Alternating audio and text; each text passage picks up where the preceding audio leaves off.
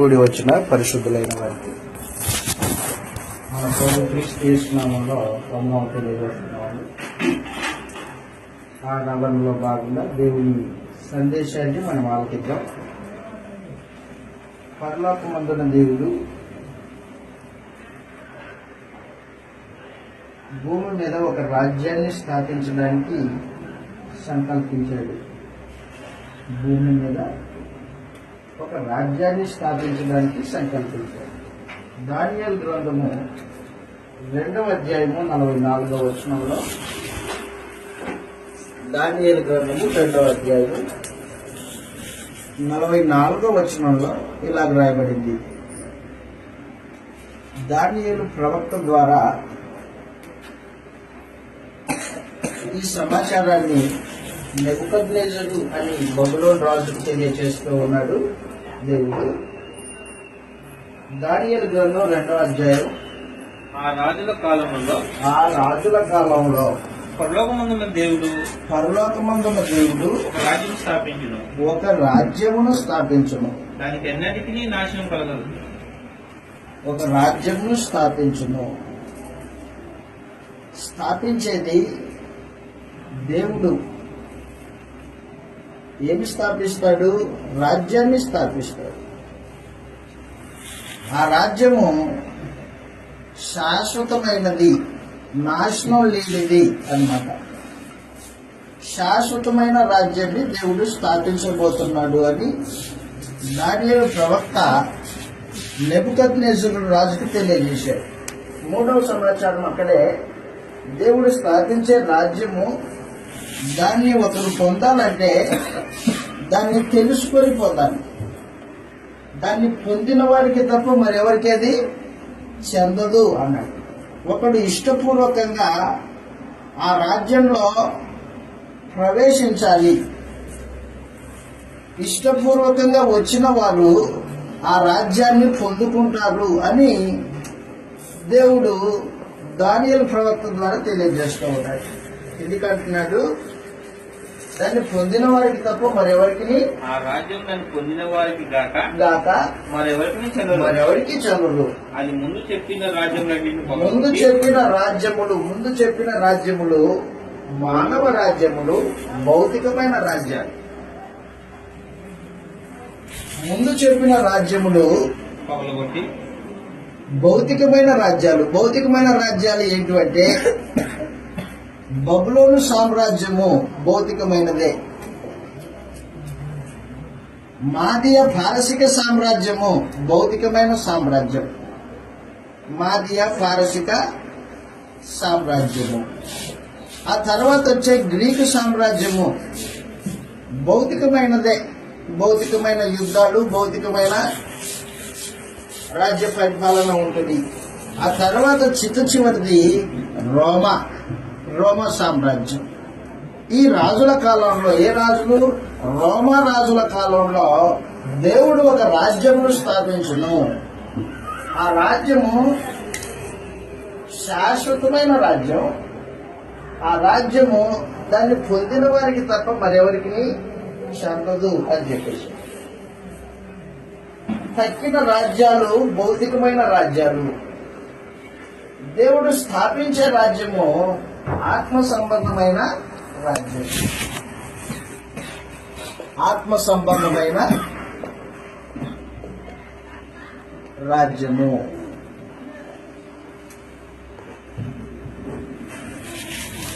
దేవుడు స్థాపించబోయే రాజ్యము ఆత్మ సంబంధమైనది.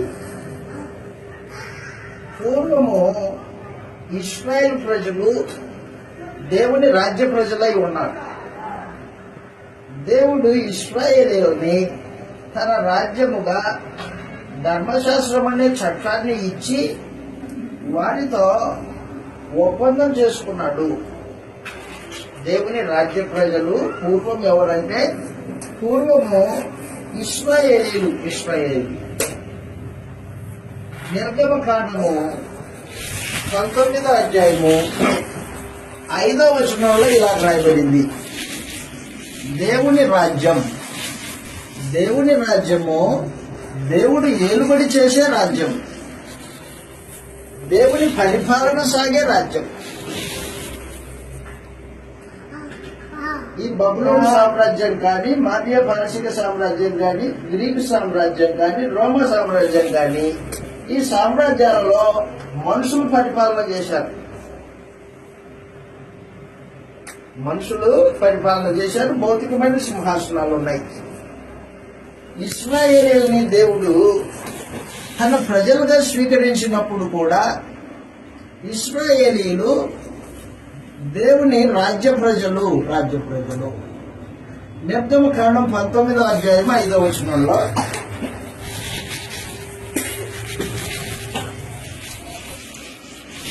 మోషే దేవునికి ఇశ్రాయేల్ ప్రజలకి మధ్యవర్తి అయి దేవుడు చెప్పిన మాటలు ఇశ్రాయేల్ పెద్దలకి, ఇశ్రాయేల్ సమాజపు పెద్దలకి తెలియజేశాడు. దేవుడు ఏం చెప్పాడు మోషే కంటే, మోషే కాగా నా మాటలు శ్రద్ధగా విని నా నిబంధన అనుసరించి నడిచిన ఎడల మీరు సమస్త దేశ జనులలో నాకు స్వకీయ సంపాద్యమగుదురు. నా మాటలు శ్రద్ధగా వినాలా, నా మాటలు శ్రద్ధగా వినాలా.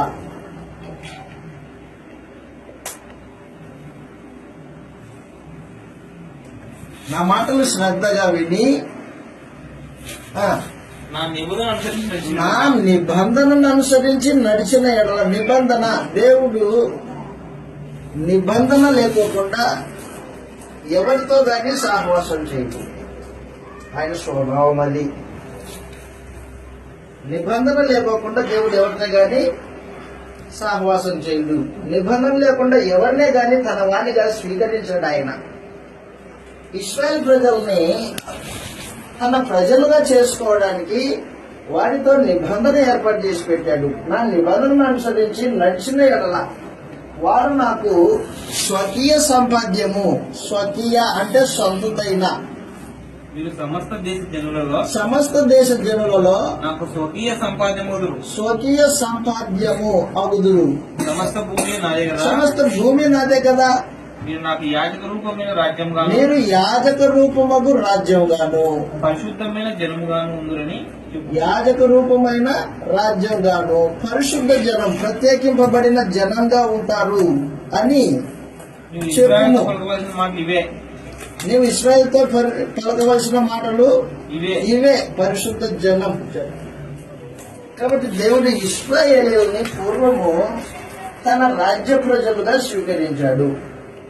స్వకీయ సంపాద్యము అంటే సొంతదైన సొత్తు, సొంతదైన ఆస్తి. దేవుని ఆస్తి ఇశ్రాయేల్ ప్రజలు. పూర్వము దేవుడు వారిని పరిశుద్ధమైన జనముగా ప్రత్యేకించుకున్నాడు అన్నమాట. తన ప్రజలుగా ఉండడానికి ప్రత్యేకించుకున్నాడు. ఎప్పుడైతే దేవుడు ఈ మాటలు మోషేతో చెప్పాడో, మోషే గారు అప్పుడు ఇశ్రాయేల్ ప్రజల దగ్గరికి వెళ్ళి వారి పెద్దలతో ఇలాగ మాట్లాడాడు.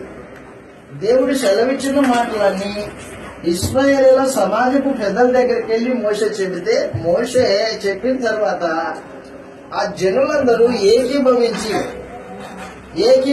ఏం చేశారంటే, మేము ఆయన మాట వింటాం,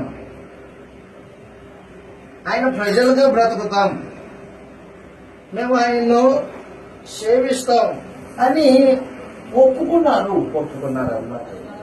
కాబట్టి పూర్వము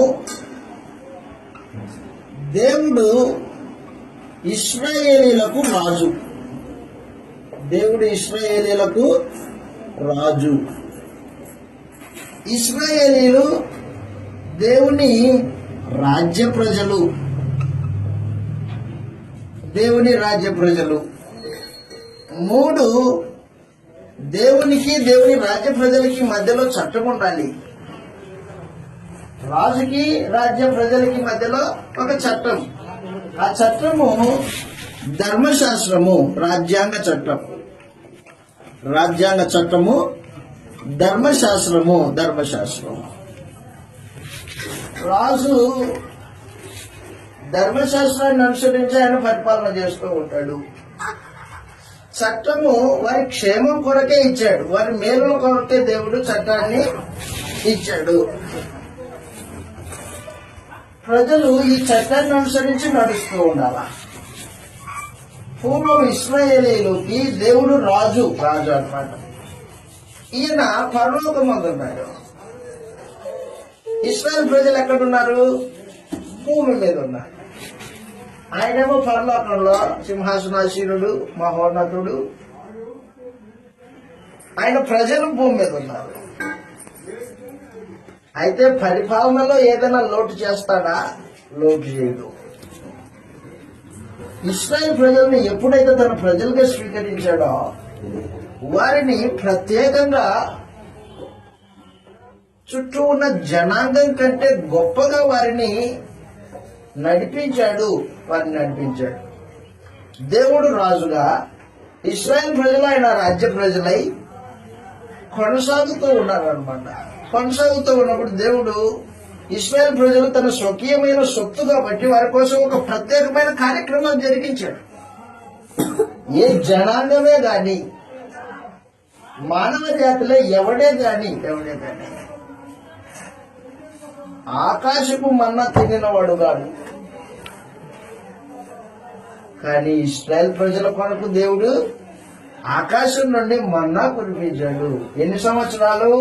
40 సంవత్సరాల పాటు వారిని ఆకాశం నుండి మన్నా కురిపించి పోషించాడు. ప్రత్యేకం ఉన్న ప్రజలు ఏమనుకుంటున్నావు? 2, వారి కొరకు బండ నుండి నీళ్లు రప్పించాడు. నా ప్రజలు ప్రత్యేకం, అందరిలాంటి వాళ్ళు కాదు నా ప్రజలు.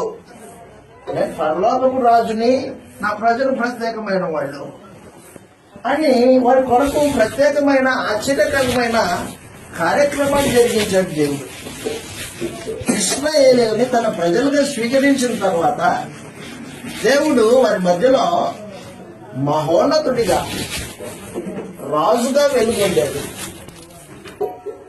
రాజు సింహాసనం మీద కూర్చుంటాడు, పరిపాలన చేస్తుంటాడు. దేవుని రాజ్యము అంటే దేవుని పరిపాలన జరిగే స్థలము. దేవుని రాజ్యం అంటే దేవుని పరిపాలన జరిగే స్థలం. దేవుని పరిపాలన, దేవుడు పరిపాలిస్తూ ఉంటాడు. వాస్తవానికి మహోన్నతులకు దేవుడు భూ ప్రపంచాన్నే పరిపాలిస్తున్నాడు. ఆయన సర్వలోకాలు ఆయన స్వాధీనంలో ఉన్నాయి. సర్వాధికారి దేవుడు. అయితే ప్రత్యేకంగా ఇశ్రాయేలుని తన ప్రజలుగా చేసుకున్న తర్వాత వారి కొరకు మహత్ కార్యాలు జరిగించాడు. మహత్ కార్యాలు మొదటిది, వారి కోసం దేవుడు ఏం చేశాడంటే ఎర్ర సముద్రాన్ని పాయలు చేశాడు. ఎర్ర సముద్రాన్ని పాయలు చేసి ఆరిన నేలను నడిపించాడు. ఆరిన నేల మీద నడిపించాడు. ప్రత్యేకం ఉన్న ప్రజలు. ఎర్ర సముద్రం పాయలయ్యింది. సుమారు 30 లక్షల మంది జనాభా, వృద్ధులు, పిల్లలు, యవనస్తులు, సుమారు 30 లక్షల మంది. అంతమంది జనాభా ఎర్ర సముద్రము మార్గం గుండా ఆరిన నేల మీద నడుచుకుంటూ వస్తున్నారు. నడుచుకుంటూ వస్తూ ఉంటే ఐగుప్తు ఫరో రాజు యొక్క సైన్యం కూడా ఇశ్రాయేలీయుని తరుముకుంటూ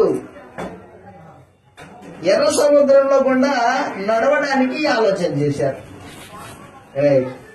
నా ప్రజలు ప్రత్యేకమని చెప్పాను కదా నీకు. ఇప్పుడు నా ప్రజలు నడిచిన మార్గంలో మీరు నడవకూడదు అని ఇశ్రాయేలీయులు నడిచిన మార్గంలో నడవకూడదు అనే ఉద్దేశంతో ఫరో చక్రవర్తి యొక్క సైన్యాన్ని ఎర్ర సముద్రంలో ముంచేశాడు. నడవకూడదు, ప్రత్యేకం ఇది, నా ప్రజలు నడిచే నడక వేరే అని చెప్పేశాడు. రెండవది, దేవుడు వారి కొరకు ఏం చేశాడంటే అరణ్యంలో నడిపించిన తర్వాత ఆకాశం నుండి మన్నా కురిపించాడు. సమస్త జనులు భూమి మీద పంట తింటారు, కానీ నా ప్రజలు ఆకాశం నుండి కురిసే పంట తింటారు. ప్రత్యేకం అన్నమాట. ఎందుకంటే దేవుడు ఇశ్రాయేల్ ప్రజల్ని తన రాజ్య ప్రజలుగా చేసుకున్న తర్వాత వారి పోషణ, వారి సంరక్షణ, వారి భద్రత రాజు మీద ఉంటుంది.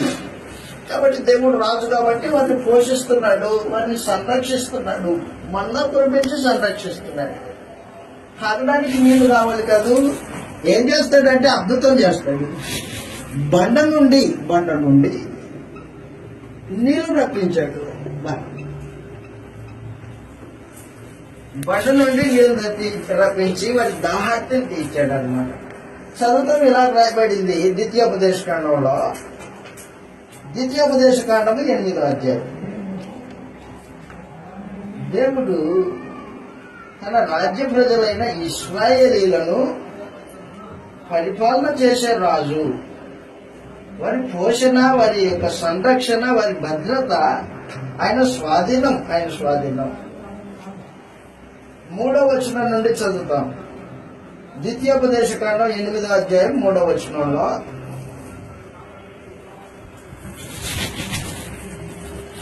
ద్వితీయోపదేశ కాండము 8వ అధ్యాయము 3వ వచనంలో ఇలాగ రాయబడింది. ద్వితీయోపదేశ కాండం 8వ అధ్యాయము 3వ వచనం మనం చదివితే ఈ రీతిగా తెలియజేయబడింది. ఆహారం వలనే గాక ఈ యెహోవా సెలవిచ్చిన ప్రతి మాట వలన నరులు బ్రతుకుతారని. పైనుంచి చదువుతాం ఒకసారి. అభివృద్ధి నుండి 1వ వచనం నుండి, మీరు బ్రతికి అభివృద్ధి నుండి. యెహోవా మీ పితరులతో ప్రమాణం చేసిన యెహోవా మీ పితరులతో ప్రమాణం చేసినట్టు దేశమునకు పోయి దాన్ని స్వాధీనపరచుకున్నట్లు నేడు నేను నీకు ఆజ్ఞాపించిన ఆజ్ఞలన్నింటినీ అనుసరించి నడుచుకోవాలని. మరియు నీవు ఆయన ఆజ్ఞలను గైకొందువో లేదో నిన్ను శోధించి నీ హృదయంలో ఉన్నది తెలుసుకొనుటకు నిన్ను అణుచు నిమిత్తము అరణ్యములు ఈ 40 సంవత్సరములు ఈ 40 సంవత్సరాలు నీ దేవుడైన యెహోవా నిన్ను నడిపించిన మార్గమంతటిని జ్ఞాపకం చేసుకొనుము. ఆహారం వల్లనే కాక బాధ్యత పెట్టుకోండి. అరణ్యంలో దేవుడు ఇశ్రాయేలీయుల్ని 40 సంవత్సరాల పాటు నడిపించేటప్పుడు వారికి ఆహారం కావాలన్నా, వారికి దాహం తీర్చాలన్నా దేవుడి మీద ఆధారపడాలా. అరణ్యంలో ఆహారం వివరిస్తారు. ఆ భూమి పండే భూమి కాదు, అది అరణ్యం అంటే దాంట్లో ఏమున్నాయి? గోతులు కలిగిన దేశము, ఎడార్లు కలిగిన దేశము, కటిక చీకటి కలిగిన దేశం అనమాట. అట్టి దేశంలో దేవుడు 40 సంవత్సరాలు వారి విశ్వాసాన్ని చూశాడు అనమాట. వీరు నా మీద ఆధారపడతారా లేదా అని పరీక్షించాడు ఆయన. కాబట్టి దేవుని రాజ్య ప్రజలు తమ రాజు మీద నమ్మిక ఉంచుకోవాలి. దేవుని రాజ్య ప్రజలు రాజు మీద విశ్వాసం ఉంచాలి, నమ్మిక ఉంచాలి. అది వారికి నేర్పించడం కోసము దేవుడు ఏం చేశాడంటే 40 సంవత్సరాల పాటు వారిని పరీక్షించాడు. ఆ పరీక్షలో వాళ్ళు పలుమార్లు తొలగిపోయారనుకో, కింద మాట్లాడుతున్నాడు 3వ వచనంలో, మనుషులు ఆహారం వలననే గాక యెహోవా సెలవిచ్చిన ప్రతి మాట వలన నరులు బ్రతుకుదురని. అదనమాట మనుషులు బ్రతికేది రొట్టె తింటే బ్రతకరు, రొట్టె వల్లనే బ్రతకడు మనిషి అన్నాడు అనమాట. దేని వలన బ్రతుకుతారు? దేవుని నోటి మాట వలన బ్రతుకుతారు. ఎందుకంటే దేవుడు సమస్త మానవాళికి ఆయుష్ను దయచేసేవాడై ఉన్నాడు. దేవుని మాట మనుషులు దేవుని మాట యందు విశ్వాసం ఉంచితే బ్రతుకుతారు అన్నమాట. ఆహారం వల్ల మాత్రమే కాదు మనిషి బతికేది. యేసు ప్రభువుని శోధించడానికి అపవాది వచ్చింది అరణ్యంలో. యేసు ప్రభు, నువ్వు ఆకలితో ఉన్నావు కాదు, ఈ రాళ్ళను రొట్టెలుగా చేసుకో అన్నాడు అపవాది. అప్పుడు యేసు ప్రభు ఏమన్నాడంటే, మనుషులు రొట్టె వలన మాత్రమే కాదు, దేవుని నోటి నుండి వచ్చి ప్రతి మాట వలన మనిషి బ్రతుకుతాడు అని చెప్పేశాడు. కాబట్టి మనుషులు దేవుని అందరి విశ్వాసంతో జీవితాన్ని కొనసాగించాల. ఇశ్రాయేలీలు తమ రాజు అయిన దేవుని మీద విశ్వాసంతో నడవాల. నయా ఏముంటే ఏమి లేకపోతే నయా నీ మాట ఉంది చాలు అనే విశ్వాసంతో రాజ్య ప్రజలు రాజు మీద ఆనుకొని ఆధారపడి నడవాలా. అందుకు ఉద్దేశించాడు దేవుడు.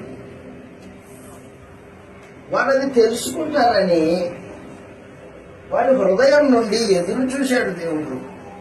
ఎదురు చూస్తే ఇంక ఏం చేశాడంటే అక్కడ అంటున్నాడు 4వ వచనంలో, 3వ వచనం 2వ మాట, నరులు బ్రతుకుదురని నీకు తెలియజేయుటకు ఆయన నీకు ఆకలి కలగజేసి నీవే గాని నీ పితరులే గాని ఎన్నడూ ఎరుగరు.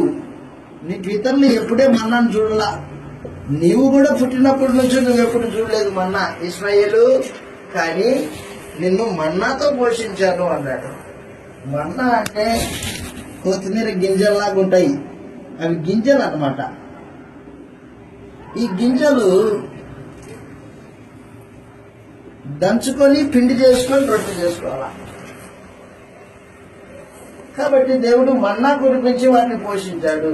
అంత మాత్రమే కాదు, కిందికి అంటున్నాడు 4వ వచనంలో, ఈ 40 సంవత్సరములు నీవు వేసుకున్న బట్టలు పాతికిలేదు. 40 సంవత్సరాలు ఒకే వస్త్రమే వాళ్ళకి, మరి వస్త్రములు పాతకిలలేదు, నీ కాలు వాయలేదు. ఒకడు తన కుమారుని ఎట్లు శిక్షించునో అట్లే నీ దేవుడైన యెహోవాను శిక్షించువాడని నీవు తెలుసుకొని ఆయన మార్గంలో నడుచుకున్నట్లు ఆయనకు భయపడినట్లు ఈ దేవుడిని ఆజ్ఞలను గైకొనవలెను. నీ దేవుడైన యెహోవా మంచి దేశంలో ప్రవేశపెట్టి అది నీటి వాగులను, ఆ దేశం గురించి చెబుతున్నాడు. ఆ దేశము కనాను దేశము, పాలస్తీనా దేశము. అది నీటి వాగులను లోయలో నుండి కొండల్లో నుండి పారు నీటి ఊటలను, అగాధ జలములు కలిగిన దేశము. అది గోధుమలు, యావలు, ద్రాక్ష చెట్లు, అంజూరపు చెట్లు, దానిమ్మ పళ్ళను పండే దేశం అన్నమాట. ఆరు తెరలు ప్రవహించే దేశాన్ని దేవుడు తన ప్రజలైన ఇశ్రాయేలీయుల్ని నడిపిస్తున్నాడు అనిపిస్తున్నాడు. ప్రత్యేకం, నేను దేవుడిని అయితే మీకు ప్రత్యేకించి రాజుని. ఇశ్రాయేలారా నేను రాజుని, మీరు నా రాజు ప్రజలు. మీ పోషణ, మీ సంరక్షణ, మీ భద్రత నా బాధ్యత. అయితే మీరు మీ హృదయంలో నుండి నా యందు విశ్వాసం కలిగి నడుచుకోవాలి, నన్ను ఆనుకొని బ్రతకాలి, మీ ఏ అవసరం అయినా నా దగ్గరికి రావాలి అనేది దేవుడు ఇశ్రాయేల్ ప్రజల్ని కోరుకున్నాడు. వారు దేవుడి యందు విశ్వాసం ఉంచి వారి హృదయాలలో సున్నతి కలిగిన వారై ఉండాలి అని కోరుకున్నాడు. ద్వితీయోపదేశకాండం 10వ అధ్యాయం. 8వ అధ్యాయం చదివేందుకు 10వ అధ్యాయం చదువుతాం. ద్వితీయోపదేశకాండము 10వ అధ్యాయము 12వ వచనం చదివితే ఇలా రాయబడింది, కాబట్టి ఇశ్రాయేలు నీ దేవుడైన యెహోవాకు భయపడి, అదనమాట, నువ్వు నాకు భయపడాలి, రాజుకి తమ ప్రజలు భయపడాలి. నువ్వు నీ దేవుడైన యెహోవాకు భయపడి ఆయన మార్గములన్నింటినీ అనుసరించి నడుచుకుంటూ ఆయనను ప్రేమించి, నీ దేవుడైన యెహోవాను ఎవరిని ప్రేమించి? యెహోవా దేవుణ్ణి, ఇశ్రాయేలీలు తమ రాజైన దేవుణ్ణి ప్రేమించాలా. రాజును ప్రేమించితే రాజు యొక్క ఆజ్ఞలు పాటించడము సులువైతుంది. ఒకడు రాజును ప్రేమిస్తే రాజు చెప్పిన ప్రతి మాట అతనికి ఆనందకరంగా ఉంటుంది. కాబట్టి ఇశ్రాయేల్ ప్రజలు ఏం కోరుకున్నాడు దేవుడు అంటే వారి నుండి, మీరు నన్ను ప్రేమించి అన్నాడు. నన్ను ప్రేమించి నీ దేవుడైన యెహోవాకు నీ దేవుడైన యెహోవాకు నీ పూర్ణ మనసుతో నీ పూర్ణ ఆత్మతో సేవించి నీ పూర్ణ మనసుతో పూర్ణాత్మతో సేవించి నీ మేలు కొరకు నీ మేలు కొరకు నేను నీకు ఆజ్ఞాపించి యెహోవా ఆజ్ఞలను కట్టడలను ఆజ్ఞలు ఎందుకోసం ఇచ్చాడంటే దేవుడు మేలు కొరకు మనుషుల మేలు కోసమే. కాబట్టి తన రాజ్య ప్రజల మేలు కోసమే ఆజ్ఞలు జారీ చేశాడు. ఆ ఆజ్ఞల వలన దేవునికి మేలు జరుగుతుందా? కాదు. తన ప్రజలకు మేలు కలగాలి అనేది దేవుని యొక్క కోరిక, రాజు యొక్క కోరిక. కాబట్టి రాజు తన రాజ్య ప్రజల మేలు కోసం పరిపాలన చేస్తున్నాడు. నీ మేలు కొరకు నేను ఇచ్చిన ఆజ్ఞలను మీరు అనుసరించి యెహోవా ఆజ్ఞలను కట్టడలను అనుసరించి నడుచుకుందుమను మాట తప్ప నీ దేవుడైన యెహోవా నిన్ను మరి ఏమి అడుగుతున్నాడు? ఏమడగట్లేదు. దేవా నీ మార్గంలో నడుచుకుంటాం మేము అనే మాట చాలు నాకు మీ నోటి నుండి, ఇంకేం అవసరం లేదు అన్నాడు. చూడుము ఆకాశము మహాకాశము భూమియు ఆకాశము మహాకాశము భూమియు అందులో ఉన్నదంతయు ఉన్నదంతయు నీ దేవుడైన యెహోవాయే. అదనమాట, నాదే కదా. అయితే యెహోవా నీ పితరులను ప్రేమించి మీ పితరులను ప్రేమించి వారి యందు ఆనందపడి సమస్త జనములలో వారి సంతానమైన మిమ్మును సమస్త జనములలో వారి సంతానమైన మిమ్మును నేటి వలె ఏర్పరచుకున్నాను. నేటి వలె ఏర్పరచుకొనెను. కాబట్టి మీరు సున్నతి లేని మీ హృదయములకు సున్నతి చేసుకుని అదనమాట, సున్నతి లేని మీ హృదయాలకు సున్నతి చేసుకుని ఇక మీదట ముష్కరులు కాకుండుడి అన్నాడన్నమాట. దేవుడు ఇశ్రాయేల్ ప్రజలు తన ప్రజల నుంచి ఆయన కోరుకున్నది ఏంటంటే, మొట్టమొదటిది మీరు నన్ను ప్రేమించాలా, నీ పూర్ణ మనస్సుతో నీ పూర్ణాత్మతో నన్ను ప్రేమించాలా అని కోరుకున్నాడు. రెండవది నా మాటే వినాలా. మూడవది మీ హృదయాలకు సున్నతి ఉండాలా అని చెప్పేసి. హృదయంలో చెడు నడత గాని చెడు ఆలోచన గాని నీ దేవుడైన యెహోవాని విడిచిపోయే దుష్ట హృదయం కానీ నీకు ఉండకూడదు. కాబట్టి నువ్వు నీ హృదయానికి సున్నతి జరిగించాలా అని చెప్పేసి. తన రాజు తన ప్రజలను కోరుకున్న కోరికలు అన్నమాట. ఆ రోజున ఇశ్రాయేల్ ప్రజల్ని దేవుడు ఏ విధంగా కోరుకున్నాడో, ఈ రోజున మన ప్రభువు మన రాజు యేసుక్రీస్తు ఆయన మన నుండి కోరుకున్నవి కూడా అవే సమాచారమే. కాబట్టి పూర్వం ఇశ్రాయేలీయులు దేవుని పరిపాలన కింద వారు నడుచుకుంటున్నప్పుడు సమస్తాన్ని దేవుడు వారి కొరకు చేశాడు. వారి పక్షాన యుద్ధాలు చేశాడు. కానీ ముందుండి యుద్ధాలు జరిగించాడు దేవుడు. ఏ శత్రు దేశమైనా శత్రురాజు ఎవరైనా కానీ ఇశ్రాయేల్ ప్రజల మీద యుద్ధానికి వచ్చాడు అనుకో, ఈయన పరలోకంలో ఉన్నాడు, తన ప్రజలు భూమి మీద ఉన్నారు, శత్రు రాజు కూడా భూమి మీద ఉన్నారు. ఇద్దరు శత్రురాజు వస్తున్నాడు ప్రజల మీదకి, రాజు అక్కడ పైన ఉన్నాడు. ఏం చేస్తాడు ఇప్పుడు? పరలోకం నుండి ఒక దేవదూతని పంపిస్తాడు. దేవదూతని పంపించి శత్రు రాజుని సమూల నాశనం చేస్తాడు, వీరిని రక్షిస్తాడు. మహత్తరమైన పరిపాలన, దేవుని పరిపాలన. వారికి కావలసిన భద్రత ఏర్పాటు చేసి పెట్టాడు. నిర్గమకాండము శత్రు రాజులు ఎవరైనా వారి మీదకి వచ్చారనుకో, వస్తే వారిని నశింప చేయడానికి దేవుడు దేవదూతను పంపిస్తాడు. నిర్గమకాండము 23వ అధ్యాయము 20వ వచనం చదువుతాం. నిర్గమకాండం 23వ అధ్యాయము 20వ వచనంలో, నిర్గమకాండం 23వ అధ్యాయం ఇదిగో 20వ వచనంలో, ఇదిగో త్రోవలో నిన్ను కాపాడి నేను సిద్ధపరిచిన చోటుకు నిన్ను రప్పించుటకు కనాను దేశానికి, నేను సిద్ధపరిచిన చోటు కనాను దేశం, దానికి రప్పించడానికి ఒక దూతను నీకు ముందుగా పంపుచున్నాను. ఆయన సన్నిధిని జాగ్రత్తగా నుండి ఆయన మాట విలువలేను. ఆయన సన్నిధిని జాగ్రత్తగా ఉండి ఆయన మాట వినవలెను. ఆయన కోపము రేపవద్దు. ఆయనకు కోపం రేపొద్దు. మీ అతిక్రమములను ఆయన పరిహరింపడు. నీ అతిక్రమాలని ఆయన పరిహరింపడు. నా నామము ఆయనకున్నది. నా నామం ఆయనకు ఉంది. అయితే నీవు ఆయన మాటలు జాగ్రత్తగా విని నేను చెప్పినది యావత్తు చేసిన ఎడలా నేను ఈ శత్రువులకు శత్రువును అదనమాట. నీ విరోధులకు విరోధినే నీ శత్రువులకు శత్రువునై నీ విరోధులకు విరోధునై ఉందును. ఎట్లనగా నా దూత నీకు ముందుగా వెలుచు. అదనమాట. కాబట్టి దేవుడు ఏం చేసిందంటే పరలోకంలో ఉన్నప్పటికీ తన రాజ్య ప్రజలు భూమి మీద ఉన్నప్పటికీ వారి భద్రత కొరకు ఏర్పాట్లు చేసి పెట్టాడు. ఆయన పరలోకంలో ఉన్న మమ్మల్ని కాపాడతావు, అనుమానం అక్కర్లేదు, నీకు అనుమానము అక్కర్లేదు.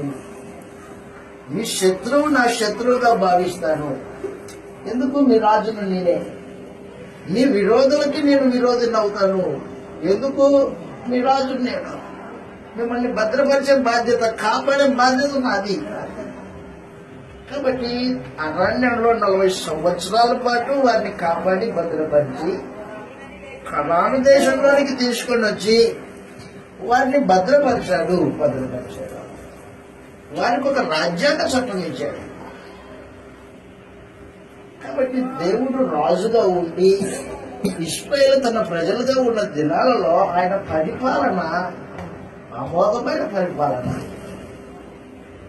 ఇశ్రాయేలీయులు ఎవరైనా ముట్టుకున్నాడు అనుకో, నా కనుగొడ్డు ముట్టుకున్నట్టు అంటాడు దేవుడు. తన ప్రత్యేకమైన వాళ్ళు తన సొత్తును కాపాడుకుంటాడు దేవుడు. కాబట్టి ఇశ్రాయేల్ ప్రజల యొక్క యోగక్షేమాలు ఆలోచన చేశాడు, వారి పోషణ ఆలోచన చేశాడు, వారి భద్రత ఆలోచన చేశాడు, సమస్తం నడిపిస్తూ ఉన్నాడు. పరలోకమందున దేవుడు ఈ కార్యక్రమాలు జరిగిస్తూ ఉంటే ఇశ్రాయేల్ ప్రజలు దేవుడు మమ్మల్ని కాపాడుతున్నాడు, రాజుగా ఉన్నాడు అన్న సమాచారము గ్రహించుకోలేక భౌతికమైన రాజు కావాలని కోరుకున్నారు. వాళ్ళు భౌతికమైన రాజు కావాలని కోరుకున్నారు. సమూయేలు న్యాయాధిపతిగా ఉన్న దినాలలో వాళ్ళు ఏం చేశారంటే దేవుని పరిపాలన కింద ఉండవలసిన ప్రజలు వారు ఒక భౌతికమైన శరీర సంబంధమైన వాటి సహోదరులలో ఒకడు తమ మీద రాజుగా ఉండాలి అని కోరుకున్నారు. సర్వలోక మర్యాద చొప్పున ఆలోచన చేశారు. సమూయేలు మొదటి గ్రంథము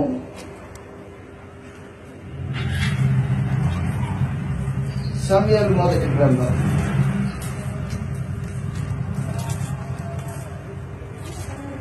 ప్రత్యేకించి 8వ అధ్యాయంలో సమూయేలు మొదటి గ్రంథం 8వ అధ్యాయం 8వ అధ్యాయంలో 1వ వచనం నుండి చదువుతాం. సమూయేలు న్యాయాధిపతి, చివరి న్యాయాధిపతి వృద్ధుడయ్యాడు, ముసలివాడయ్యాడు. తన కుమారులను ఇశ్రాయేలు మీద న్యాయాధిపతులుగా నియమించాడు. ఇశ్రాయేలీయుల మీద న్యాయాధిపతులుగా నియమించాడు. అతని జ్యేష్ఠ కుమారుని పేరు యోవేలు. రెండవ వాని పేరు అబియా. వీరు బెయేర్షెబాలో న్యాయాధిపతులుగా ఉండిరి. అతని కుమారులు అతని ప్రవర్తనకు అనుసరింపక సమూయేలు కుమారులు సమూయేలు లాంటి ప్రవర్తన కలిగిన వాళ్ళు లంచం తీసుకొని న్యాయాన్ని తిప్పేసే దొంగ న్యాయాధిపతులు ధనాపేక్షకులై లంచం పుచ్చుకొని న్యాయమును తిప్పివేసిన వాళ్ళు. ఇశ్రాయేలు పెద్దలందరూ కూడి రామాలో సమూయేలు యొద్దకు వచ్చి చిత్తగించుము, నీవు వృద్ధుడవు, నీ కుమారులు నీ ప్రవర్తన వంటి ప్రవర్తన గలవారు కాదు కాబట్టి సకల జనుల మర్యాద చొప్పున గుర్తుపెట్టుకోండి. సకల జనుల మర్యాద, దేవుని పరిపాలన కింద ఉండవలసిన ఇశ్రాయేలీయులు సకల జనుల మర్యాద కోరుకున్నారు. అయ్యా మా చుట్టూ ఉన్న ప్రజలు సకల జనులు వాళ్ళకి భౌతికమైన రాజు ఉన్నాడు, వారి పక్షాన యుద్ధం చేస్తూ ఉన్నాడు, వారి కళ్ళెదుటే తిరుగుతున్నాడు వారి రాజు. మా రాజేమో పరలోకంలో ఉన్నాడు, మా కళ్ళెదుట తిరిగే రాజు కావాలయ్యా మాకు అని సమూయేలు ప్రవక్త దగ్గరకు వచ్చి మొదలుపెట్టుకున్నాడు.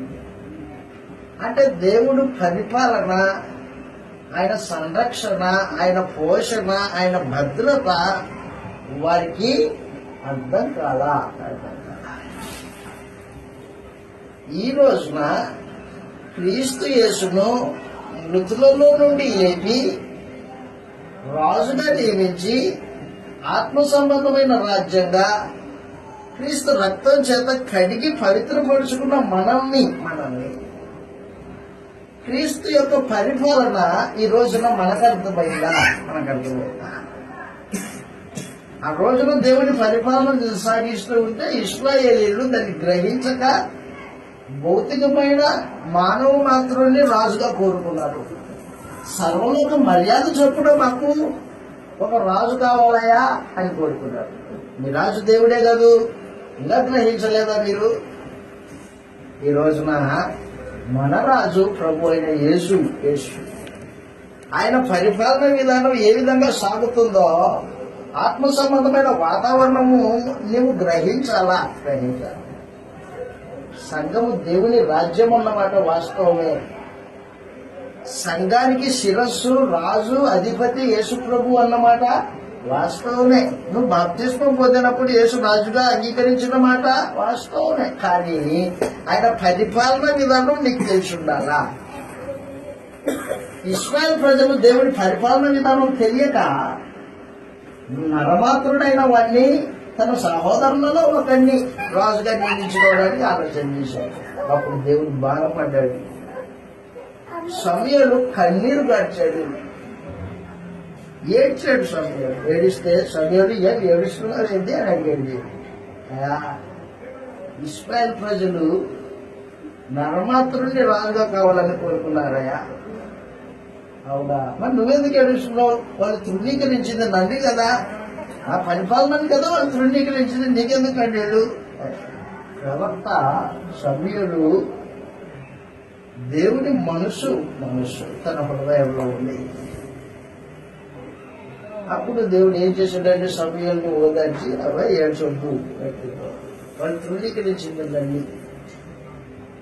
వారి మీద ఒక భౌతికమైన రాజు నరమాత్రుడు వాళ్ళని ఏలితే నరమాత్రుడు ఎన్ని సంవత్సరాలు బతుకుతాడు? 60-70 సంవత్సరాలు బతుకుతాడు. ఎంతకాలం ఉంటాడు? సరే 60-70 సంవత్సరాలు బతికాడు. బతికిన తర్వాత నరమాత్రుడు ధనాపేక్ష కలిగి ఉంటాడు. నీ పిల్లల్ని దాసులుగా చేసుకుంటాడు. రథాల ముందు వెనక నడిచేటట్టు నీ పిల్లల్ని తీసుకుంటాడు. నీ పొలాల్లో పండిన పంటలో పన్ను కట్టించుకుంటాడు. భౌతికమైన రాజు అని ఆ పరిస్థితులన్నీ వారికి చెప్పాడు అనమాట. అయితే వాళ్ళేమన్నారంటే మాకు అలాంటి వాడే కావాలి. కాబట్టి ఇశ్రాయేలు ప్రజలు దేవుడి పరిపాలనని ఎరుగక, ఆయన యొక్క భద్రత, సంరక్షణ వారు గ్రహించక సకల జనుల మర్యాద చెప్పిన ఆలోచన చేశారు. నిజానికి దేవుడు వారికి రాజ్యాంగ చట్టం ఇచ్చినప్పుడు ఆ రాజ్యాంగ చట్టంలో ఉన్న ఆజ్ఞలు వారి మేలు కోసం ఇచ్చాడు. మనం చదివాం ఇందాక, మీ మేలు కొరకున్న ఆజ్ఞల్ని అనుసరించండి అన్నాడు. కాబట్టి రాజ్యాంగ చట్టము, ధర్మశాస్త్రం, వారి రాజ్యాంగ చట్టము ధర్మశాస్త్రం. దయచేసి కొద్దిసేపు ఇక్కడ ఆలోచన చేద్దాము. ధర్మశాస్త్రము ప్రాముఖ్యంగా 4 భాగాలు. ధర్మశాస్త్రం ప్రాముఖ్యంగా 4 భాగాలు. ఈ 4 భాగాల్లో మొదటిది మత వ్యవస్థ. మతానికి సంబంధించిన ఆజ్ఞలు ఉంటాయి ఇక్కడ. మతానికి సంబంధించిన, భక్తికి సంబంధించిన ఆజ్ఞలు ఉంటాయి. చదువుతాం ఇలాగ రాయబడింది. మతానికి సంబంధించిన ఆజ్ఞలు ఎలాగుంటాయంటే, నిర్గమకాండము 20వ అధ్యాయము 2వ వచనం నుండి చదివితే మొదటి 3 ఆజ్ఞలు, ధర్మశాస్త్రము మొత్తం 10 ఆజ్ఞలు అయితే దాంట్లో 3 ఆజ్ఞలు ప్రత్యేకించి దేవునికి సంబంధించినవి. నిర్గమకాండం 20వ అధ్యాయం 2వ వచనంలో, నీ దేవుడైన యెహోవాను నేనే, నీ దేవుడైన యెహోవాను నేనే దాసుల గృహంలో నుండి ఐగుప్తు దేశంలో నుండి నేను వెలుపలకు రప్పించింది. నేను తప్ప వేరొక దేవుడు నీకు ఉండకూడదు అన్నమాట. వేరొక దేవుడు ఉండకూడదు, నేను తప్ప వేరొక దేవుడు ఉండకూడదు, ఏ విగ్రహాన్ని చేసుకోకూడదు నువ్వు అని చెప్పేశాడు. ఆకాశం అంతే గాని, భూమి అంతే గాని, భూమి కింద నీళ్ళ అంతే గాని దేని రూపం చేసుకోకూడదు అని చెప్పాడు. పైన ఆకాశం నుండి గాని, పైన ఆకాశం అందే గాని, క్రింద భూమి అందే గాని, భూమి అందే గాని, భూమి కింద నీళ్ళ అందే గాని ముందు దేని రూపమునైనను నీవు విగ్రహం చేసుకోకూడదు, దాన్ని సాగరపడకూడదు, పూజింపకూడదు. ఏలయనగా నీ దేవుడైన యెహోవాకు నేనే, నీ దేవుడైన యెహోవాను నేనే, రోషం గల దేవుడు, రోషం కలిగిన దేవుణ్ణి, నన్ను ద్వేషించు వారి విషయంలో 3-4 తరముల వరకు, 3-4 తరాల వరకు తండ్రుల దోషమును కుమారులకు ఇచ్చుతూ ప్రేమించి నన్ను ప్రేమించి ఆజ్ఞలు గైకొని వారిని 1000 తరముల వరకు తరాల వరకు కర్ణించేవాడిని ఉన్నాను. నా నామమును మీరు వ్యర్థంగా ఉచ్చరించకూడదు. నా నామాన్ని వ్యర్థంగా ఉచ్చరిస్తే వాడిని నిర్దోషిగా నేను ఎంచను అని చెప్పాడు. ఆ తర్వాత 3వ ఆజ్ఞ, విశ్రాంతి దినం పరిశుద్ధంగా ఆచరించాలి. ఆ రోజు పని చేసుకో, 7వ రోజు నీ దేవుడైన యెహోవా సన్నిధిని నీవు సమాజంగా కూడుకోవాలి. పరిశుద్ధ దినం ఆచరించాలి. ఆ పరిశుద్ధ దినంలో నువ్వు ఏ పని చేయకూడదు, నీ పశువులు పని చేయకూడదు, నీ దాసుడు కూడా పని చేయకూడదు. అంటే దేవుణ్ణి ఇశ్రాయేలు ప్రజలు దేవునిగా కలిగి ఆయన ఆజ్ఞలను అనుసరించాలా. భక్తికి సంబంధించిన ఆజ్ఞలు అంటాడు దాన్ని. నేను తప్ప వేరొక దేవుడు ఉండకూడదు, నా నామాన్ని వ్యర్థంగా ఉచ్చరింపకూడదు, విశ్రాంతి దినం పరిశుద్ధంగా పాటించాలా. అంత మాత్రమే కాదు, ఇశ్రాయేలు ప్రజలకి సంవత్సరానికి 3 పండుగలు ఉండేవి. ఈ 3 పండుగల్లో ఇశ్రాయేల్ కుటుంబంలో ప్రతి పురుషుడు దేవుడి సన్నిధిని కనపడాల. మత వ్యవస్థ భక్తికి సంబంధించింది. ఈ భక్తిలో పండుగలు ఒక భాగం, విశ్రాంతి దినము ఒక భాగం. మత వ్యవస్థ అన్నమాట. ఈ మత వ్యవస్థలో ప్రాముఖ్యంగా మరొక సమాచారం చెప్పాడు. నీకు నాకు మధ్యలో ఉన్న ఈ భక్తి బాంధవ్యము, దాంట్లో నుండి ఎవడే నిన్ను నాకు దూరంగా చేయకూడదు. కళలు కానీ వాడే కానీ ప్రవక్త కానీ ఎవడైనా మన మధ్యలోకి వచ్చి దేవుని విడిచిపెట్టిద్దిగో వీడు సూచక్రియ చేస్తున్నద్దా, ఆ దేవతను పూజిస్తామని చెబితే వాడిని మాటినకూడదు. నీ కుటుంబంలో నీ కోవిటి భార్య గాని, లేదా నీ తల్లిదండ్రులు గాని, నీ కుమారులు గాని, నీ కుమార్తెలు గాని, నీ అన్నదమ్ములు గాని, నీ రక్త సంబంధి దూరంగా ఉన్న దగ్గర ఉన్న వాడు ఎవడే గాని యెహోవా దేవుడు కాదు, ఇంకొక విగ్రహాన్ని పూజిస్తామని చెబితే వాడి మాట నువ్వు వినకూడదు. మన ఇద్దరి మధ్య సంబంధ బాంధవ్యం అలా ఉండాలి అని దేవుడు ధర్మశాస్త్రంలో భక్తికి సంబంధించిన ఆజ్ఞల్లో ఏర్పాటు చేసి పెట్టాడు అనమాట. ద్వితీయోపదేశకాండం 13వ అధ్యాయంలో 1వ వచనం నుండి ఈ సమాచారం రాయబడి ఉంటది. మత వ్యవస్థ. రెండవది దేవుడి వారికి రాజ్యాంగ చట్టంలో 2వ భాగము ఆర్థిక వ్యవస్థ.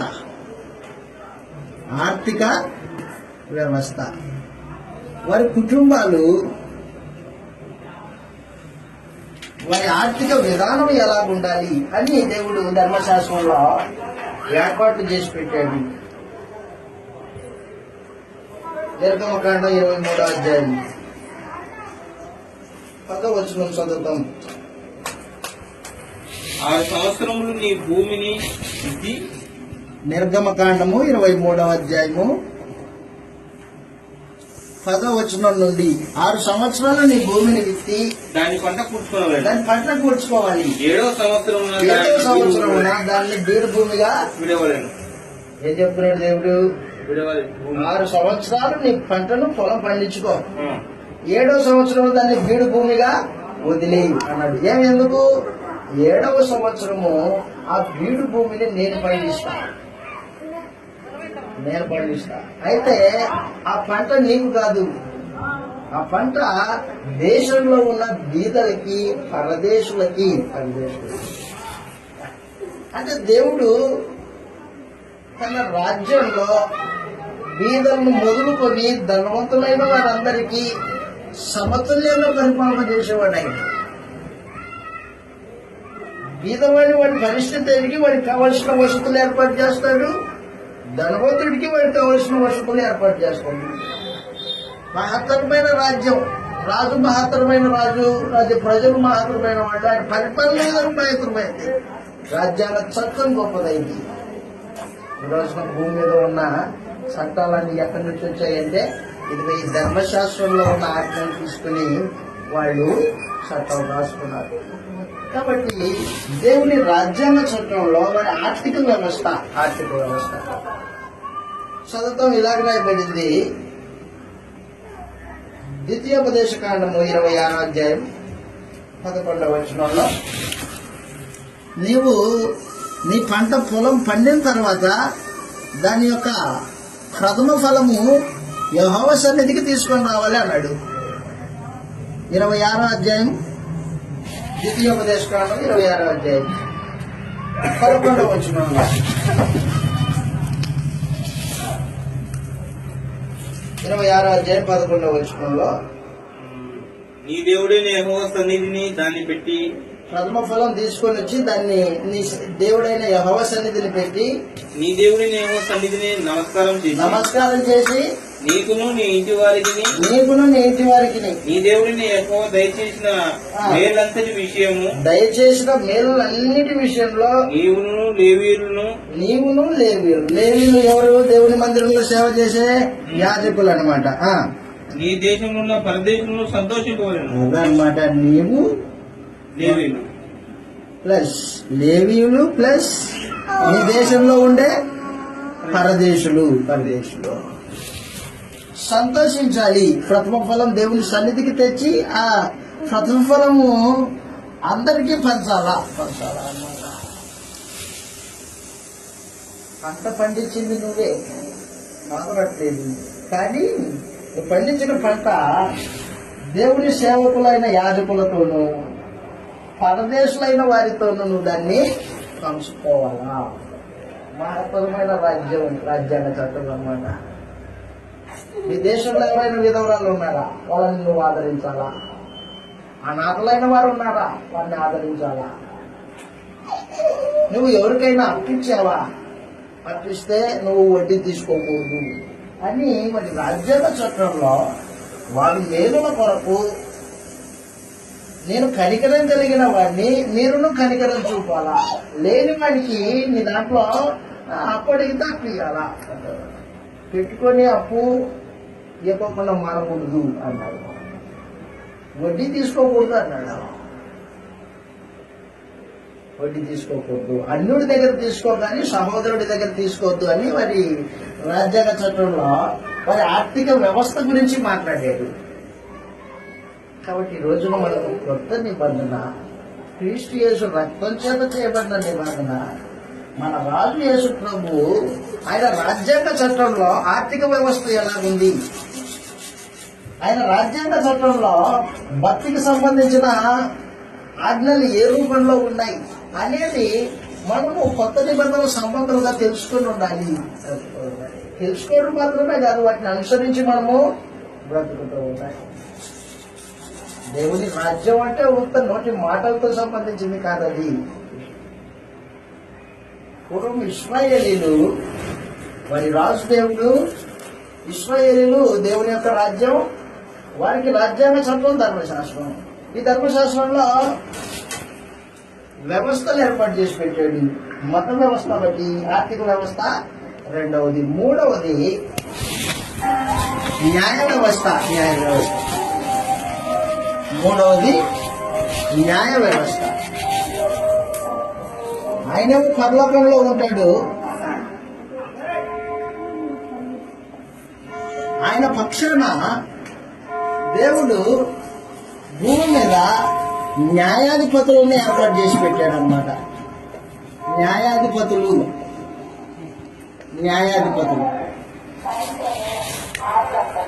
చదివితే ఇలాగ రాయబడింది గ్రంథంలో. ద్వితీయోపదేశ కాండము 16వ అధ్యాయం 18వ వచనంలో. ద్వితీయోపదేశ కాండము 16వ అధ్యాయము 18వ వచనం నుండి మనం చదివితే దేవుడు రాజ్యాంగ చట్టంలో న్యాయ వ్యవస్థను గురించి మాట్లాడాడు. ద్వితీయోపదేశ కాండము నీ దేవుడైన 16:18. నీ దేవుడైన యెహోవా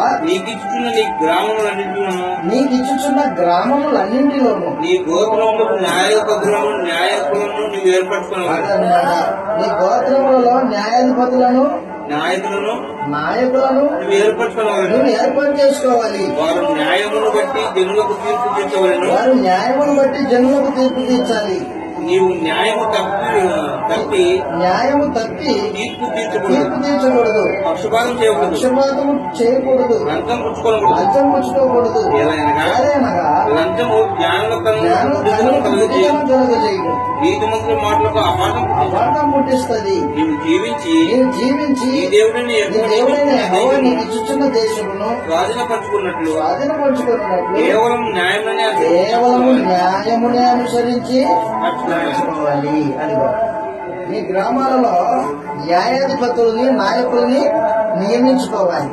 ఈ న్యాయాధిపతి పక్షపాతం లేనివాడై ధర్మశాస్త్రాన్ని అనుసరించి న్యాయం తీర్చాలి. ఎవడు అన్యాయస్తుడో వాడిని అన్యాయస్తుడిగా, ఎవడు న్యాయవంతుడో వాడిని న్యాయవంతుడిగా ఏర్పాటు చేయాలి. లంచం తీసుకుని న్యాయాన్ని తిప్పేయకూడదు. కేవలం మీ మధ్యలో న్యాయము ఉండాలి అని చెప్పేసి కాబట్టి వాడి మధ్యలో న్యాయ వ్యవస్థను ఏర్పాటు చేసి పెట్టాడు.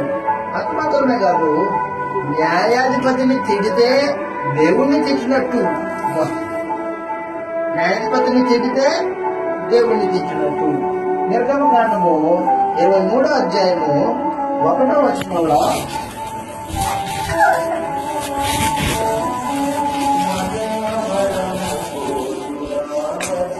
నిర్గమకాండము 23వ అధ్యాయము 1వ వచనం నుండి మనం చదివితే ఇలా రాయబడింది.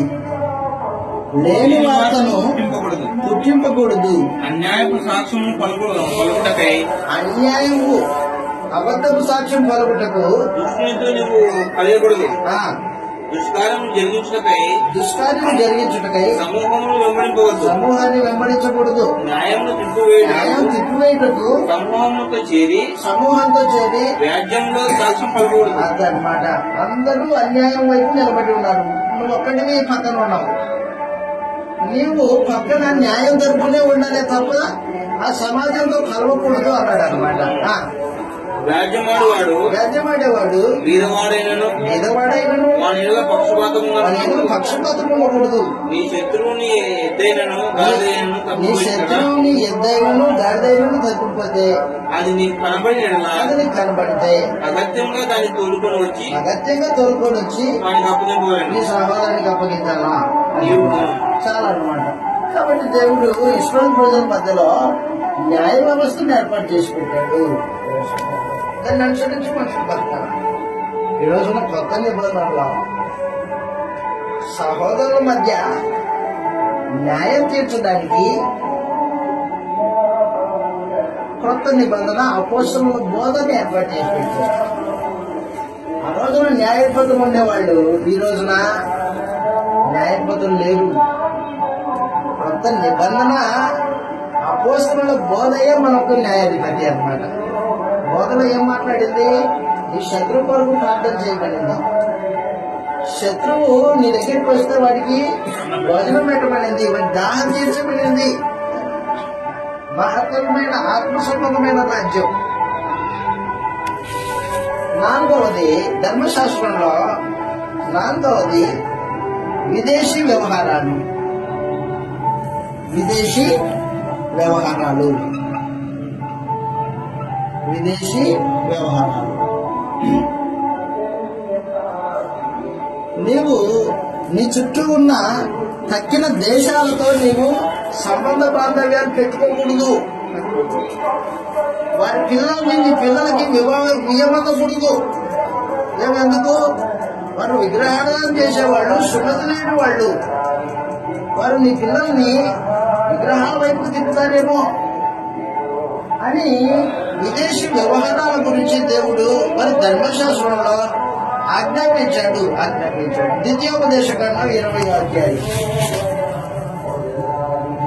ద్వితీయోపదేశకాండము 20వ అధ్యాయము 1 నుంచి 4 వచనాల్లో ఇలా రాయబడింది. విదేశీ వ్యవహారాలు. విదేశీ వ్యవహారాల గురించి ద్వితీయోపదేశకాండం 20వ అధ్యాయం. నీ చుట్టూ ఉన్న జనులు, వారితో నువ్వు విజయమందకూడదు. వారితో సంబంధ బాంధవ్యాలు పెట్టుకోకూడదు. నీవు నీ శత్రువులతో యుద్ధానికి పోయి గుర్రములను రథములను మీకంటే విస్తారమైన జనమును చూచినప్పుడు వారికి భయపడవద్దు. ఐగుప్తు దేశంలో నుండి నేను రప్పించిన నీ దేవుడైన యెహోవా నీకు తోడై ఉండును. నీ దేవుడైన యెహోవా నీకు తోడుగా ఉండును. అంతేకాదు మీరు యుద్ధములకు సమీపించినప్పుడు యాజకుడు దగ్గరకు వచ్చి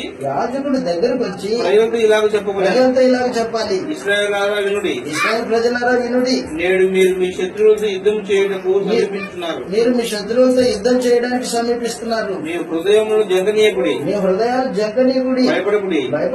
వనకకుడి. వారి ముఖము చూసి బెదరకుడి. వాళ్ళ ముఖాలు, శత్రువు యొక్క ముఖం చూసి బెదరకుడి. మీ కొరకు మీ శత్రువులతో యుద్ధం చేసి మిమ్మల్ని రక్షించువాడు మీ దేవుడైన యెహోవాయే. మరియు నాయకుడు జనులతో చెప్పవలసిందేమనగా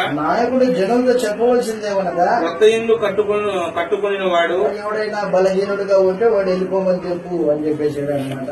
కొత్త ఇల్లు కట్టుకుంటే వాడు వెళ్ళిపోమని చెప్పు. కొత్తగా పెళ్లి చేసుకుంటే సైన్యంలో ఉండకూడదాడు, వెళ్ళిపోమని చెప్పు అని వారి విదేశీ వ్యవహారాల్లో వారి సైన్యానికి సంబంధించి ఆజ్ఞలు జారీ చేశాడు. యెహోషువ గ్రంథం 23వ అధ్యాయం. యెహోషువ గ్రంథము 23వ అధ్యాయం 23వ అధ్యాయం 3వ వచనంలో యెహోషువ గ్రంథము. కాబట్టి దేవుని రాజ్యము పూర్వము ఇశ్రాయేలీలు, దేవుడు వారి రాజు, వారి రాజ్యాంగ చట్టము ధర్మశాస్త్రంలో వారి మేలుల కొరకై దేవుడు ఆజ్ఞలు జారీ చేశాడు. దాంట్లో ప్రాముఖ్యంగా 4 భాగాలు. 1 వారి యొక్క మత వ్యవస్థ, 2 వారి యొక్క ఆర్థిక వ్యవస్థ, 3 న్యాయ వ్యవస్థ, 4 విదేశీ వ్యవహారాలు. అక్కడ 23వ అధ్యాయం 3వ వచనంలో యెహోషువ ఇశ్రాయేలు ప్రజలందరితో మాట్లాడుతూ ఉన్నాడు. మీ దేవుడైన యెహోవా మీ నిమిత్తము సమస్త జనములకు చేసిన మీరు చూచితిరి. మీ నిమిత్తం యుద్ధం చేసిన వాడు మీ దేవుడైన యెహోవాయే. చూడుడి, యోర్దాను మొదలుకొని తూర్పు దిక్కున మహాసముద్రం వరకు నేను నిర్మూలన చేసిన సమస్త జనముల దేశమును మీ గోత్రముల స్వాస్థ్యము మధ్య మిగిలి ఉన్న ఈ జనముల దేశమును మీకు 100 చీట్ల వలన పంచిపెట్టి చాలు. యెహోషువ పంచిపెట్టేశాడు. 12వ వచనం, 23వ అధ్యాయం 12వ వచనంలో అయితే మీరు వెనుకకు తొలగి మీ యొద్ద మిగిలి ఉన్న ఈ జనములను హత్తుకొని, మిగిలి ఉన్న జనాలు అందరినీ చంపేయమన్నాడు, అందరినీ పారదోలమన్నాడు. కానీ వాళ్ళు ఏం చేశారంటే కొంతమందిని ఉండనిచ్చారు. మిగిలి ఉన్న జనమును హత్తుకొని వారితో 1000 మంది వారితో మీరును మీతో వారిను సాంగత్యం చేసిన అదనమాట. 1000 అందుకోకూడదు. సాంగత్యం చేస్తే ఏమైపోతారు? మీ కుమారులు అపవిత్రులు అవుతారు, నా కోపం రగులుకుంటారు మీరు మీద అన్నారు. కాబట్టి దేవుడు ధర్మశాస్త్రమును ఇశ్రాయేలు ప్రజలకు ఇచ్చేటప్పుడే వారి భక్తికి సంబంధించి చెప్పాడు. నేను తప్ప ఇంకొక దేవుడు ఉండకూడదని. రెండవది వారి ఆర్థిక వ్యవస్థ గురించి చెప్పాడు. మీరు నా మీదనే ఆధారపడాలి, అందరినీ పోషించేవాడిని నేనే, బీదలను మొదలుకొని ధనవంతులైన వారు అందరినీ సమతుల్యంగా పోషించి సంరక్షించేవాడిని నేనే, మీ దేశంలో ఉన్న విధవరాలను పోషించేవాడిని నేనే, కనికరం చూపాలని దయగలిగిన వాడిని కాబట్టి నా ప్రజలు మీరు కూడా దయగలిగి ఉండాలి. బీదలు ఎవడే ఉండకూడదు నా దేశంలో. మరి ఆర్థిక వ్యవస్థ గురించి మాట్లాడాడు. తర్వాత న్యాయ వ్యవస్థ, న్యాయాధిపతులు నియమించుకోండి. వాడు న్యాయాధిపతి ఏం చేయాలంటే న్యాయం అనుసరించి తీర్పు తీర్చాలా, అన్యాయం చేయకూడదు, లంచం పుచ్చుకొని న్యాయాన్ని తిప్పేయకూడదు, పక్షపాతం చూపకూడదు. వీడు ధనవంతుడు, వీడి బీదోడు, బీదవాడికి పక్షపాతం చూపకూడదు. న్యాయం విచారించి కేవలం న్యాయమునే అనుసరించాలని చెప్పేసి. ఆ తర్వాత విదేశీ వ్యవహారాల్లో నీవు నీ చుట్టూ ఉన్న ప్రజలతో వియ్యమమ్మకూడదు. వారితో యుద్ధానికి పోయినప్పుడు నీ దేవుడైన యెహోవా నీ పక్షాన యుద్ధం చేస్తాడు, నువ్వు కాదు యుద్ధం చేసేది. గొల్యాతుతో దావీదు యుద్ధానికి వెళ్ళినప్పుడు వాడేమో 7 అడుగుల జాన, అంతేనా, 7 అడుగులు జాన, బాగుంది. 7 అడుగులు జాన ఉన్నాడు గొల్యాతు. ఇతనేమో పొట్టువాడు దావీదు. అతనేమో సమస్త బలాఢ్యుడు, తర్వాత ఆయుధాలు ధరించుకొని నిలబడ్డాడు ఎత్తని. ఇతనేమో ఆయుధాలు లేకపోకుండా మామూలు వస్త్రాలతో పోయాడు. వస్త్రాలతో పోయి ఒక కర్ర తీసుకొని పోయాడు. కర్ర తీసుకుని పోతే ఏం కర్ర తీసుకొని వస్తున్నాడు, కుక్కరా అన్నాడు. సున్నతి లేని ఫిలిష్తీయుడా, నేను యెహోవా పక్షాన యుద్ధానికి వచ్చాను, నా వెనక యెహోవా దేవుడు ఉన్నాడు, ఆయన నిన్ను నా చేతికి అప్పగిస్తాడు, నీ తల నరికి నా దేశానికి కానుకగా తీసుకొని పోతా. ఆ బలం ఎక్కడి నుంచి వచ్చింది దావీదా నీకు? నా దేవుడు నా పక్షాన ఉన్నాడు అనమాట. కాబట్టి దేవుడు ఇశ్రాయేలు పక్షాన ఉండి వారి పక్షాన యుద్ధం జరిగించాడు అనమాట. పరలోకంలో ఉన్నప్పటికీ ఈ రోజున మన రాజు ప్రభు అయిన యేసు, మనం కొత్త నిబంధన ప్రజలు, క్రీస్తు రక్తం చేత మనల్ని కొనుక్కున్నాడు. మన పోషణ, మన సంరక్షణ యేసు ప్రభు బాధ్యత. మన తండ్రి దేవుడు, ఆయన సమస్తాన్ని జరిగించగలిగిన వాడు, ఆయన చేతిలో ఉంది సమస్తం. నమ్మేవాడు ఎవరు? నమ్మేవాడు పేరుకి ఆదివారం ఆరాధన, పేరుకి భక్తి, బైబిలు, కానీ విశ్వాసం లేని భక్తి, విశ్వాసం లేని ఆరాధన కార్యక్రమాలు జరుగుతున్నాయి. అందుకని చెప్పాడు ప్రభు యేసు లూకాసు వార్త 12వ అధ్యాయంలో, ఏమి తిందుమో, ఏం త్రాగుదమో, ఏం ధరించుకోదుమో మీ దేహం గురించి, మీ ప్రాణం గురించి ఆలోచన చేయకండి. లోకస్తులు ఆలోచన చేస్తారు, మీరు ఆలోచన చేయకండి. మీరు దేవుని రాజ్యాన్ని, దేవుని నీతిని మొదట వెతుకుడి, అప్పుడు అవన్నీ మీకు అనుగ్రహింపబడతాయి. నమ్మేవాళ్ళు ఎవరయ్యా? నువ్వు బాగా చెప్తున్నావు కానీ. కాబట్టి మనుషులు క్రీస్తు యేసునందని విశ్వాసము, ఆయన రాజ్య ప్రజలుగా బ్రతకడం అనేది మనుషులు రోజు రోజు నేర్చుకోవాలా, దాంట్లో అభివృద్ధి చెందాలి. హనుమంతుని దేవుడు ఇశ్రాయేలు ప్రజల్ని ప్రేమించి తన ప్రజలుగా స్వీకరించిన తర్వాత వారి దగ్గర నుండి కోరుకున్నది 2 కార్యక్రమాలు. నీ పూర్ణ హృదయంతో, నీ పూర్ణ మనసుతో నన్ను ప్రేమించాలా అన్నాడు. రెండవది, నీ హృదయానికి సున్నతి ఉండాలా అన్నాడు. చెడు ఆలోచన, చెడు తలంపులు లేకుండా నీ హృదయాన్ని నువ్వు కాసుకోవాలా. నీ మేలు కొరకే నేను ఆజ్ఞలు ఇచ్చాను. ఈ రోజున మన మేలు కొరకే క్రీస్తు యేసుని రాజుగా చేశాడు దేవుడు. ఆయన పరిపాలన ఆత్మ సంబంధమైన పరిపాలన. వాళ్ళేమో భౌతికమైన ఇశ్రాయేలీలు, భౌతికమైన రాజ్యము, భౌతికమైన రాజ్యాంగ చసము. అయితే ఇప్పుడు మనకు నేడు క్రీస్తు దేవుని రాజ్యానికి రాజు, రక్తం చేత కొనబడిన వారు, క్రొత్త నిబంధన జనులు. యేసు ప్రభు యొక్క రాజ్యం. రాజ్యాంగ చట్టము క్రొత్త నిబంధన. ఈ క్రొత్త నిబంధనలో మనం చూసినట్టు పాత నిబంధనలో ఏ విధంగా అయితే మత వ్యవస్థ,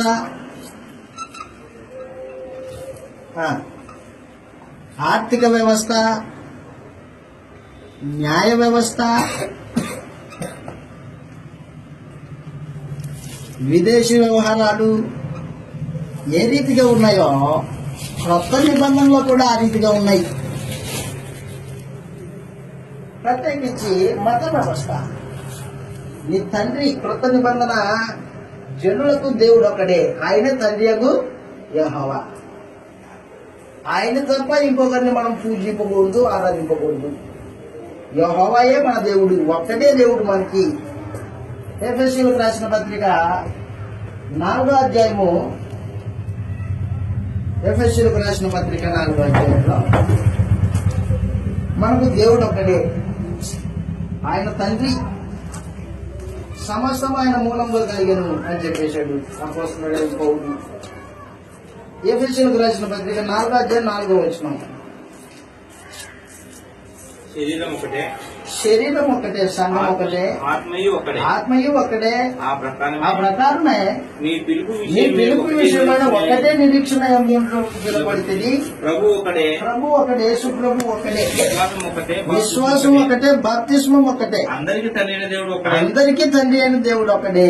ఆయన అందరికి పైగా ఉన్నవాడై అందరిలో వ్యాపించి అందరిలో ఉన్నాడు. కాబట్టి నీ దేవుడు ఎవరు? యెహోవా దేవుడు, తండ్రి యొక్క దేవుడు. యేసు ప్రభుకు దేవుడు ఎవరు? ఆయనే నీకు దేవుడు. కాబట్టి నువ్వు ఆరాధించేది దేవుణ్ణి, తండ్రి యొక్క దేవుణ్ణి. నీ రాజు ఎవరు? మనకు ప్రభు ఒకడే, యేసు క్రీస్తు మన ప్రభు. ప్రభు అంటే రాజు, పరిపాలన చేసేవాడు. యేసు పరిపాలన కింద కొత్త నిబంధన జనులు ఉంటారు. యేసు రక్తం చేత ఎవరైతే కడగబడ్డారో వారు రాజ్య ప్రజలు. ప్రకటన గ్రంథము ముగించబోతున్నాను నేను, అందుకని స్పీడ్ గా చెప్తున్నా. మరలా వచ్చినప్పుడు దీనికి కంటిన్యూ మాట్లాడదాం. అయితే ముందుగా కొన్ని సంగతులు తెలియాలని మాట్లాడుతున్నాను. యేసు ప్రభు రక్తం చేత కడగబడిన వారు ఆయన రాజ్య ప్రజలు. ప్రకటన గ్రంథము 5వ అధ్యాయం 9-10 వచనాల్లో ఇలాగ రాయబడింది. ప్రకటన గ్రంథము 5వ అధ్యాయము 9-10 వచనాలలో ఆ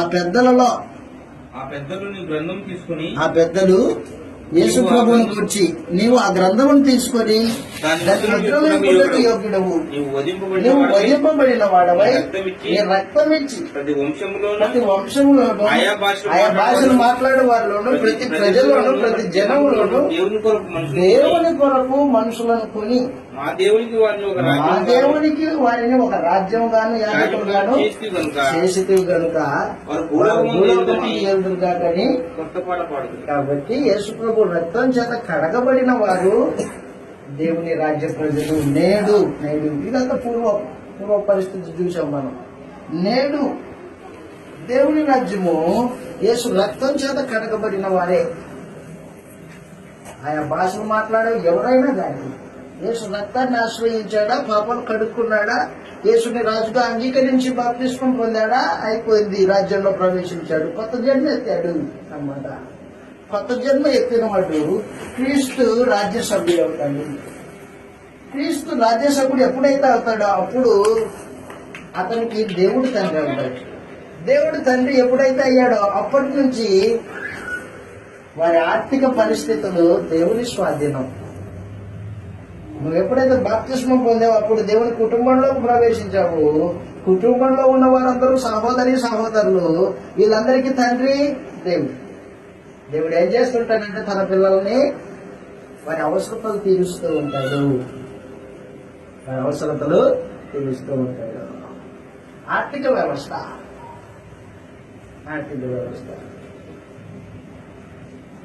కలిగిన వాడు లేని వానికి వారి అవసరతలు తీర్చాలా.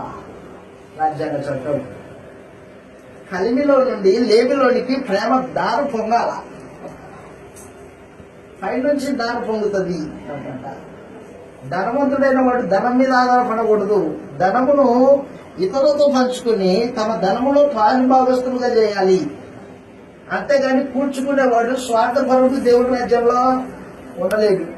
అలాంటి వాడు పరలోకం వెళ్ళలేడు అని చెప్పేశాడు ప్రభు యేసు. ఆర్థిక వ్యవస్థ, ఆ తర్వాత న్యాయ వ్యవస్థ. మీ మధ్యలో న్యాయం తీర్చేవాడికి ఎవరికి అవకాశం ఇవ్వకండి. ఒకవేళ నీకు తప్పు అయితే నీ సహోదరుడు ఎదుట ఒప్పుకో, తప్పు ఒప్పుకో. ప్రభు యేసు నీ హృదయంలో ఒకరినొకరు క్షమించుకోండి అని చెప్పినట్టుగా ఆయన ఆజ్ఞను అనుసరించి ఒకరినొకరు క్షమించుకోండి. మీ మధ్యలోకి వ్యాజ్యాన్ని తీర్చడానికి లోకంలో ఉన్నవాడిని పిలుచుకోవద్దు. మీ మధ్యలో వ్యాజ్యం తీర్చడానికి కోర్టు మెట్లెక్కద్దు, అవసరం లేదు. పోలీసులను ఆశ్రయించొద్దు, అవసరం లేదు. న్యాయం తీర్చేవాడు దేవుడు. ప్రభు యేసు ప్రస్తుతానికి నీకు న్యాయాధిపతి. ఆయన తప్పు చెప్పు అన్నాడు. ఆ తర్వాత న్యాయ వ్యవస్థ అయిపోయిన తర్వాత విదేశీ వ్యవహారాలు. లోకం మనకు విదేశం. వాటితో సామర్థ్యం చేయకూడదు. వాడు పాపంలో, ప్రతి పాపంలో వాళ్ళు కలిసి ఉంటారు, మనం కలిసి ఉండకూడదు. వారు లోక మర్యాదను అనుసరిస్తారు, మనం లోక మర్యాదను అనుసరించకూడదు. మనం పరలోక పౌరులం అదన్నమాట. కాబట్టి ప్రతిదీ ఏర్పాటు చేసి పెట్టాడు. ఈ దేవుడు ఇశ్రాయేలుని తన రాజ్యంగా చేర్చుకుని ఏ విధంగా పరిపాలన చేశాడో అది నీకు అర్థమైతే, నేడు ఆత్మ సంబంధమైన రాజు క్రీస్తు, ఆయన రాజ్య ప్రజలు, ఆయన రక్తం చేత కడగబడిన వారు, ఆయన అనుగ్రహించిన నిబంధన కొత్త నిబంధన. ఆ నిబంధన అనుసరించి బ్రతకడం ఎలాగో నీకు అర్థమవుతుంది. అది అర్థం కాకుండా ఇది అర్థం కాదు. కాబట్టి మనం కొత్త నిబంధన జనులమై దేవుని రాజ్య ప్రజలమై ఉన్నాము. ఆ రాజ్యం వాతావరణము ఆత్మ సంబంధమైనది. దేవుడు నీ హృదయం కంటే అధికుడై, నీ హృదయంలో దేవునికి స్థానం ఇచ్చినప్పుడు చెడు నడత నడవవు. యేసు నీ హృదయంలో పరిపాలన చేస్తూ ఉంటే పాపానికి చోటు ఉండదు. పరిశుద్ధాత్మ నీ దేహంలో నిలిచిన వ్యక్తి అయితే పరిశుద్ధమైన జీవితం జీవిస్తూ ఉంటావు. వాతావరణం వేరే, భావాలు వేరే, ఉద్దేశాలు వేరే, జీవితం వేరే, లోకానికి వేరేగా. సమస్తం ఆత్మ సంబంధమైన మహత్తరమైన రాజు ప్రభు యేసు. కాబట్టి మనుషుడు కృత నిబంధన కిందకి వచ్చిన తర్వాత ఆ రాజ్యపు వాతావరణం ఎరగాల, ఆ రాజ్యపు ఆర్థిక వ్యవస్థ ఎరగాల, ఆ రాజ్యం యొక్క న్యాయ వ్యవస్థ, ఆ రాజ్యం యొక్క భక్తికి సంబంధించినది, ఆ రాజ్యం యొక్క లోకంతో ఎలా నడుచుకోవాలో ఇవన్నీ తెలియాలి. అదే కృత నిబంధన, అదే కృత నిబంధన. మనలో వచ్చినప్పుడు సంగతులు ఆలోచన చేద్దాం. అయితే ఇంతతో నేను ఈ సంగతుల్ని ముగించేస్తూ ఉన్నాను. ఓపిక మీ అందరికీ ప్రభు నామమున వందనాలు తెలియజేస్తూ ఉన్నాను.